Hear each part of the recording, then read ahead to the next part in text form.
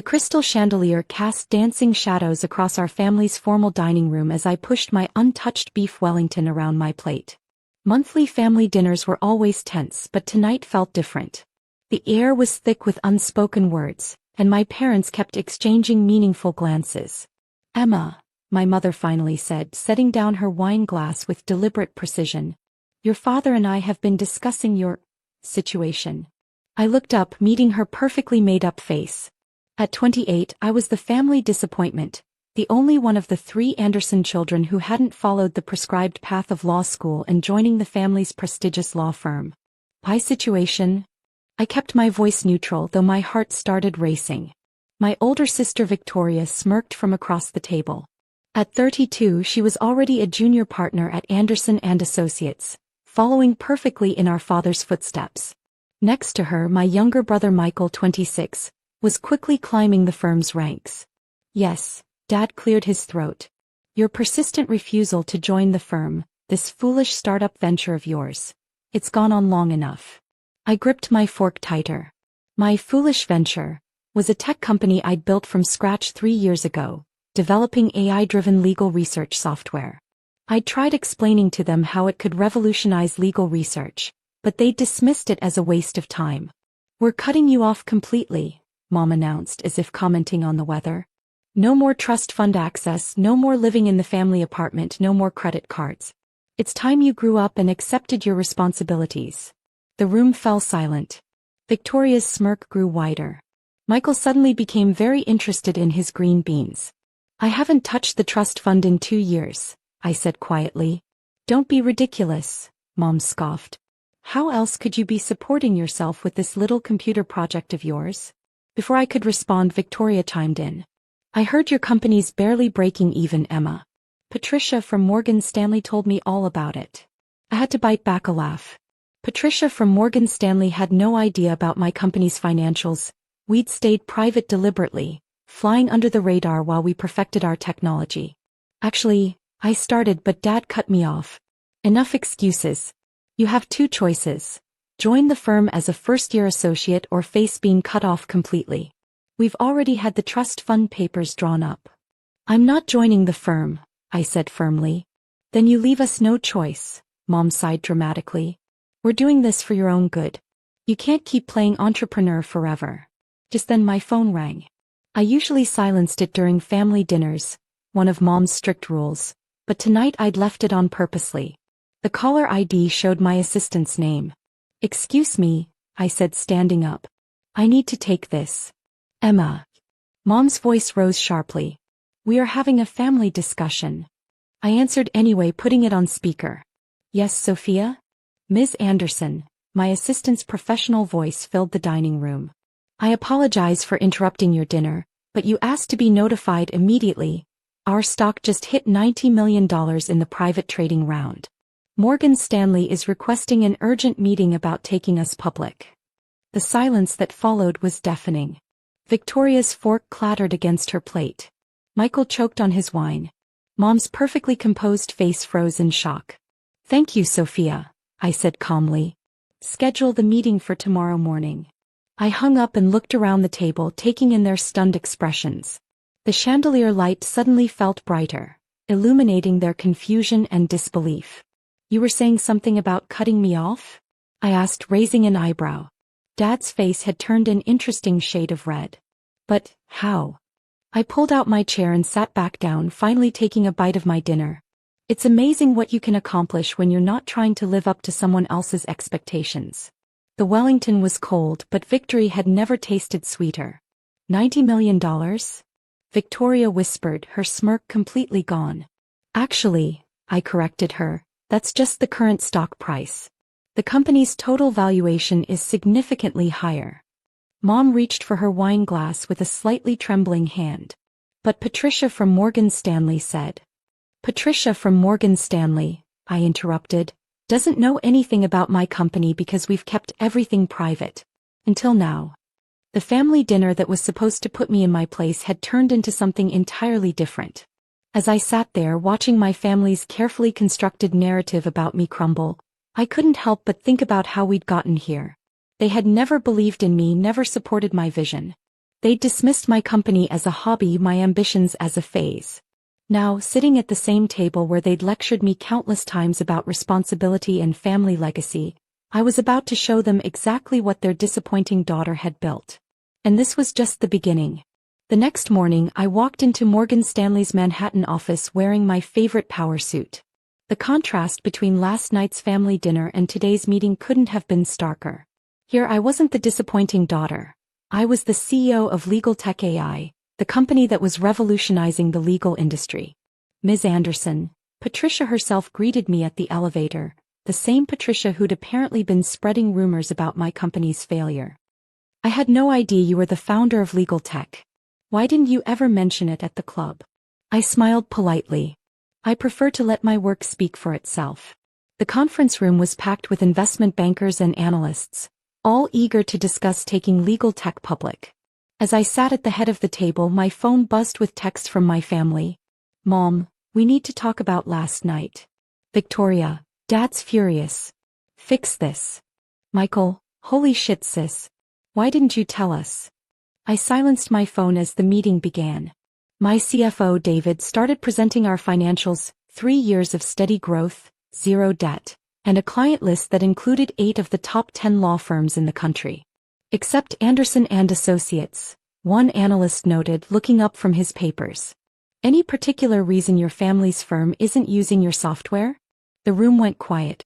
Everyone in Manhattan's legal circle knew the Andersons. Anderson and Associates prefers traditional methods, I said diplomatically. But we respect their choice to stay traditional. A few people smirked. Everyone knew what traditional meant: outdated, resistant to change, stuck in the past. After the meeting, Patricia cornered me by the elevators. Emma, your mother must be so proud. She never mentioned. Actually, I cut her off. My family just found out last night. But feel free to discuss it at your next tennis match with my mother. Back at my office, my assistant Sophia was managing the fallout from last night's revelation. Your father's called 6 times, she reported. Your sister's in the lobby demanding to see you, and your brother's been sending LinkedIn requests to everyone on our executive team. I took off my heels and settled behind my desk. Send Victoria up. Might as well face this now. Minutes later, my sister burst into my office, looking less polished than usual. What is wrong with you? She demanded. Do you have any idea what you've done? Built a successful company? Created revolutionary software? Made millions without riding Dad's coattails. Don't be cute, she snapped. Dad's reputation is at stake. How do you think it looks that his own daughter's legal tech company is being used by every major firm except ours? I leaned back in my chair. Probably the same way it looked when you all dismissed my little computer project for 3 years. We were trying to protect you. Victoria ran her hands through her perfectly styled hair. The legal world is all about tradition, connections. The legal world is changing, I interrupted. That's what none of you understand. While you're all clinging to leather-bound books and manual research, the rest of the industry is evolving. Dad wants you to sell, she blurted out. He's willing to forgive everything if you sell legal tech and come back to the firm. He'll even make you partner in 2 years. I laughed out loud. Partner? Victoria, I'm about to take my company public. I'll be worth more than Anderson and Associates by the end of this year. The color drained from her face. What? You heard me. And here's something else you should know: Townsend and Myers, your biggest competitor? They just signed a contract with us yesterday. Their research efficiency has already improved by 60%. Victoria sank into one of my office chairs.